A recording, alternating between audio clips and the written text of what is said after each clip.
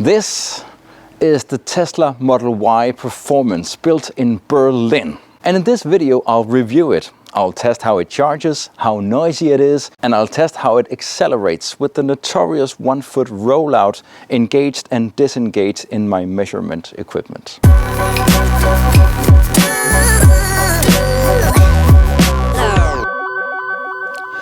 First of all, a little fast data on this Model Y Performance. It has an acceleration from 0 to 100 kilometers an hour on 3.7 seconds when you deduct 1-foot rollout.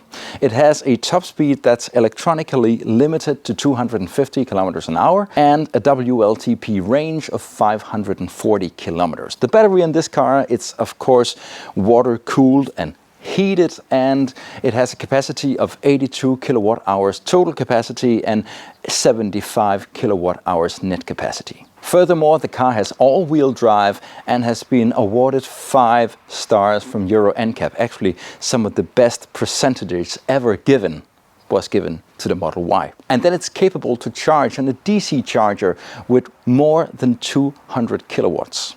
And of course, there are also 2 other versions of the Model Y that you can choose from. There's the base model just called the Model Y, and then you can get a 4-wheel drive version called the Model Y Long Range that has slightly more range and a little less performance.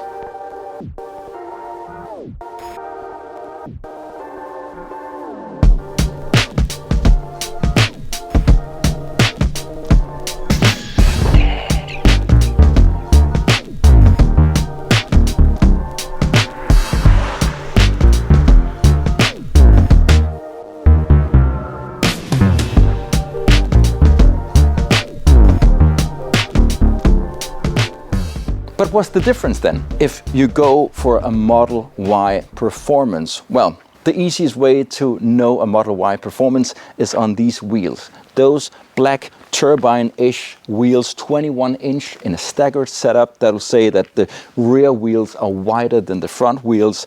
Actually, you drive 255 tires in the front and 275 tires in the back. You have these red brake calipers. And here at the rear, you get this carbon spoiler that's exclusively only on the performance version. And oh yes, a car like this, the performance version is also lowered slightly in comparison to the Model Y and the Model Y Long Range. But let's start here at the front. Well, a great thing about a Tesla in general is how the software works, how the app works. It's just flawless, it's great. And now I want to open to the front here, and that works. And here you get what I would call the EV's second best frunk. In my opinion, the best frunk is in the Ford Mustang Mach-E, basically because it's the same size as this one and it has a water drain in the bottom. I think that's a very cool detail. But this is done in a very rugged material. That's basically what I want to say. Oh yeah, little thing, you know, that's maybe, yeah. Very soft material, but this car has, as I said, the top rating from NCAP, so it's not anything, you know, with crash safety stuff like that, but yeah, maybe just a cheap car. Another fact about this car is that this car is, and that's a little special, this car is equipped with parking sensors. There are like some here and all the way around. But those sensors, if you order a new car, a new Tesla Model Y, they're not gonna be there. The idea Tesla is working with is what they call Tesla Vision. They want to use the cameras on this car both to run the adaptive cruise control and to do all the parking assistance. And what I've seen on other YouTube channels, that doesn't work very well. But Tesla claims that in time there'll come a new camera and some new hardware and software, and that will fix this so they can do everything just as good or better without these sensors, without the radar for the adaptive cruise control, stuff like that. But this car doesn't have a radar, but it has the parking sensors. So I can tell you my experience with the adaptive cruise control, but I can't tell the experience without the parking sensors. And then of course, what's been Tesla's Achilles heel for a lot of years is how it's, put together. But well, if you go around this car, it's actually pretty decent. I wouldn't have a problem with this car. The Model Y cabin material is very decent. It's not the best out there, but I wouldn't have a problem with it. This cabin is what makes people either love or hate the Teslas. It's very, very clean. The only buttons you have are these two buttons on the steering wheel, and then you have these two arms, but that's basically it. All the controls of this car is on this giant screen, which works fabulously. What I really love about this screen is it's very responsive, it's intuitive, and then there's the navigation. It's actually Google Maps that's in the car, but it works just perfectly in that way that the car, of course, preheats the battery before DC charging, and it gives you the estimated state of charge. And it always, on a long journey where you need charging stops, it always puts the Tesla superchargers in, and that's a fantastic system. But you can also search for other DC chargers, but in the navigation from one point to another where you need to charge on your way, it will always go for the Tesla superchargers. And then there's the sound system, which is just brilliant. Yeah, and then there's a lot of other funny stuff that, yeah, my kids love it, but for me it's nonsense. And oh well, another thing, when you set up the Tesla, you make a profile for maybe both adults in the household, and when maybe here at home, I go over and open the left front door with my mobile phone in my pocket. The car unlocks and sets the steering wheel, the seats, the temperature, my favorite radio stations. Everything is set up for me. And when my wife opens the left front door with her mobile phone in her pocket, it sets everything up for her. That's just brilliant. In the rear of the Tesla Model Y, there's good space for passengers.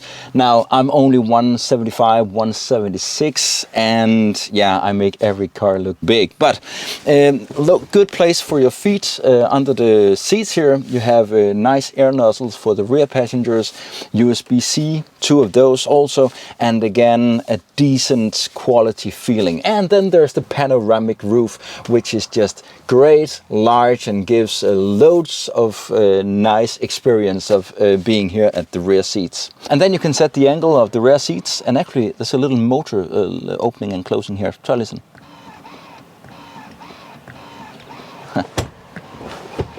That's funny.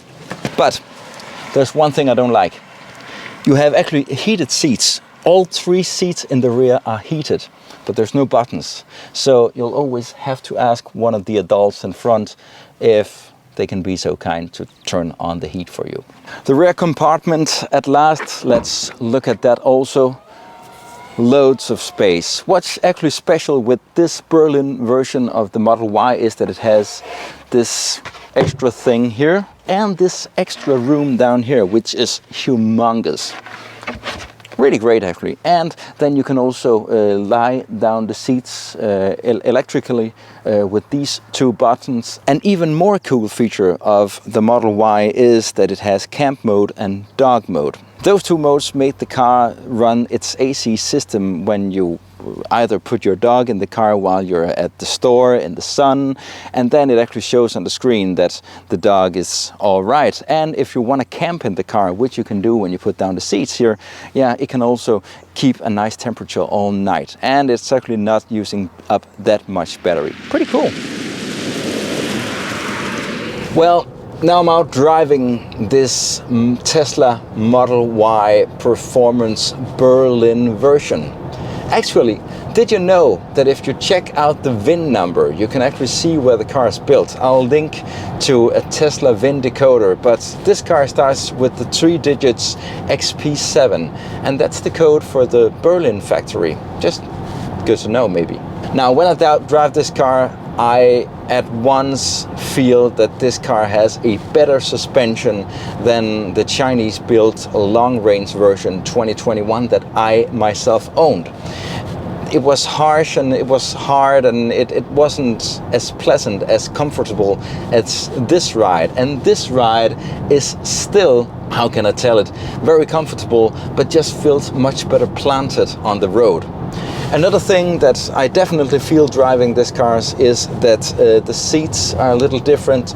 They're in somehow actually better than what I had in my own 2021 Shanghai long range version.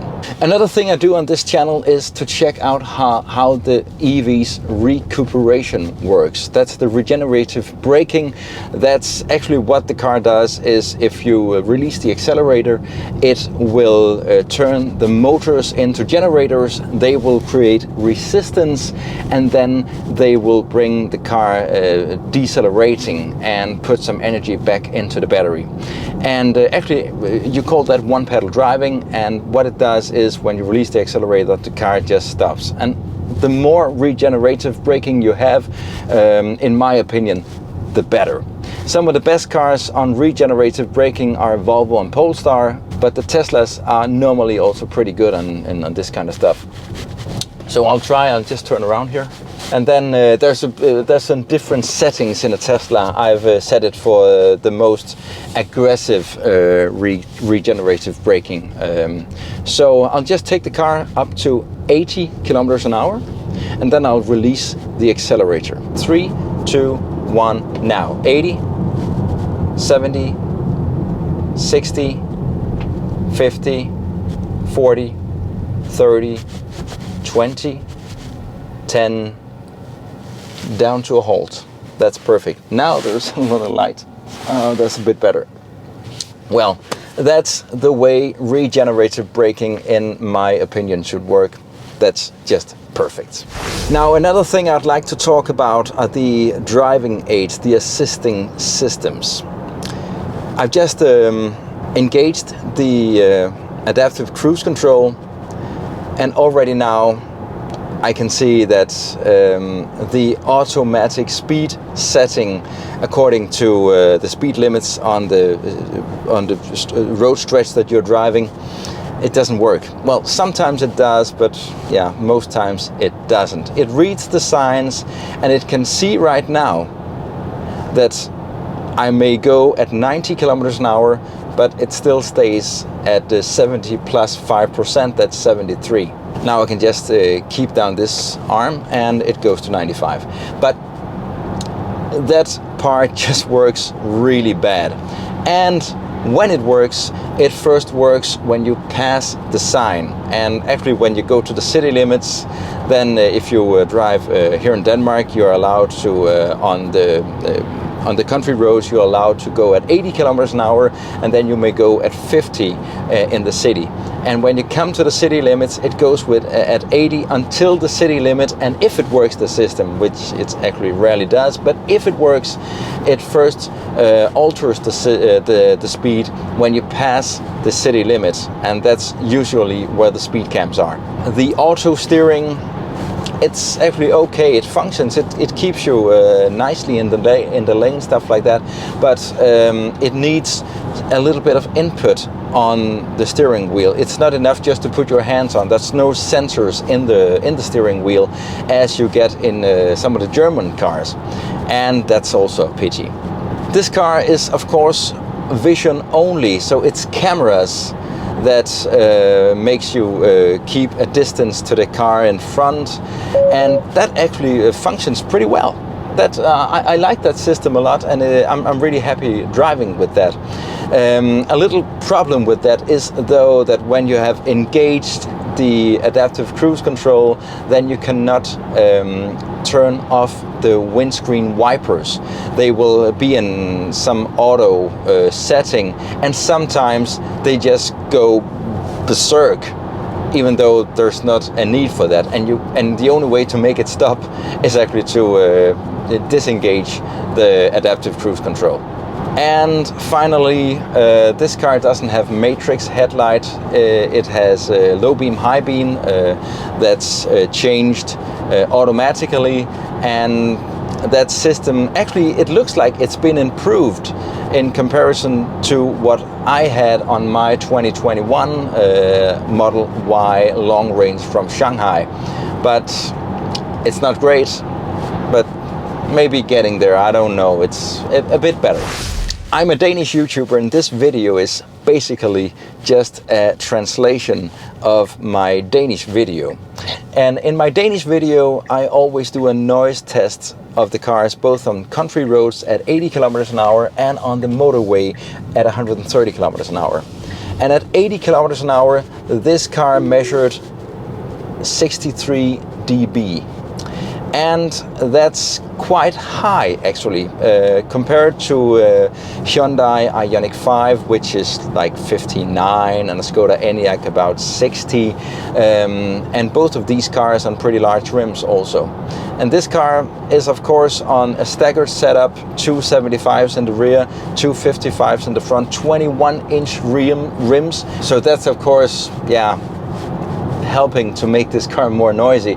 But what I'm trying to say is that this car, even though it's winter tires, it's large rims and stuff like that, it's more noisy than, for example, an Ioniq 5 or a Skoda Enyaq. At 130 kilometers an hour on the motorway, it was a bit of the same picture, about 70 dBs here. The other cars are about 66, 67. Yeah, and by the way, I also did a charging test on this car, and how that ended up, you can watch right here.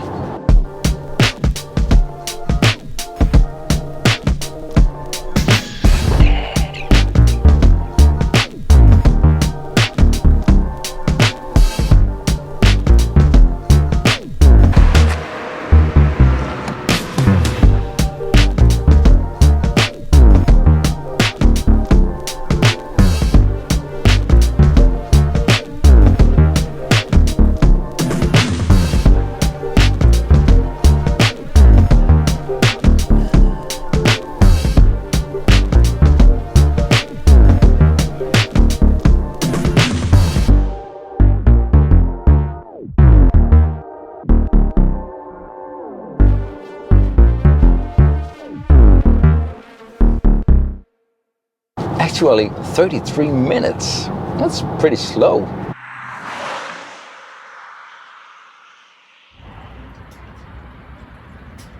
Well, one of the topics of this video is 1-foot rollout versus no 1-foot rollout. To simplify it, it's just about the car moving 1 foot before the measurement starts, and 1 foot is equivalent to just over 30 centimeters. And it actually makes quite a big difference, and I want to show how big a difference. So I have this race box mounted in the car, and I've now been disengaging 1 foot roll off. So now it's measuring from the first second that the car moves. And now I'm going to do a 0 to 100 kilometers an hour. First of all, I'll have to engage sport mode instead of chill mode. It also has a track mode, but there I disengage some stability systems and something like that, and this is a press car, so I'm not going to do that. I'm just going to go in sport mode and I'm going to launch it. 3, 2, 1, go.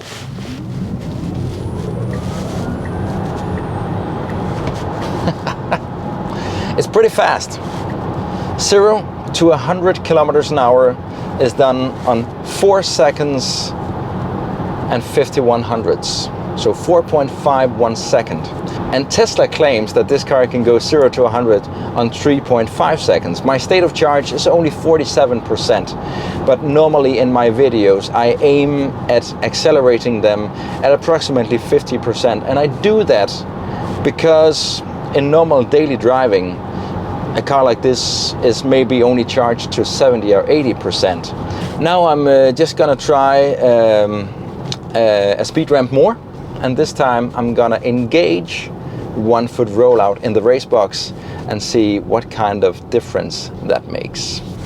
So now I've engaged 1 foot rollout in the race box, and now it lets the car move approximately 1 foot, well, a little over 30 centimeters before it starts measuring. My state of charge is 47%, and I'll launch in 3, 2, 1, go.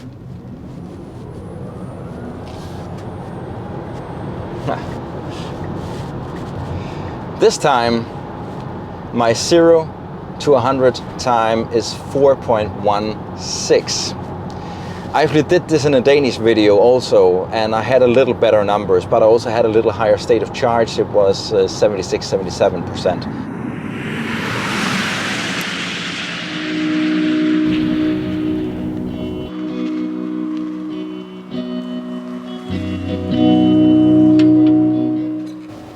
Now I've been driving this Tesla Model Y Performance from the new Giga Berlin factory in Germany for approximately a week, 6 days. And what do I think about this car? Well, I think that for now a Tesla Model Y maybe is the best EV buy you can do right now. Tesla put down their prices substantially just back Friday 13th of January 2023, and with those deductions of the prices, I think that a Tesla Model Y maybe is the best buy right now. But you have to consider if a Tesla is something for you, because what I mean about that is that a Tesla, a Model 3 and a Model Y especially, is the same as what Henry Ford did decades, 100 years ago, when he built the Model T. This is a car that just is duplicated in millions. It's the perfect getaway car, it'll blend in anywhere. But what I mean about that is that this is the Model Y Performance, and it's basically the same car as the Model Y. You could call it a standard range, the entrance model. Well, everything inside is the same. The seats, the steering wheel is actually also the same as the Model 3s. Yeah, that's how you do really effective production of vehicles.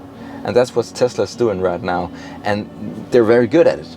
But you also don't get a car that's something special. There's very small differences between the entrance level and this top level.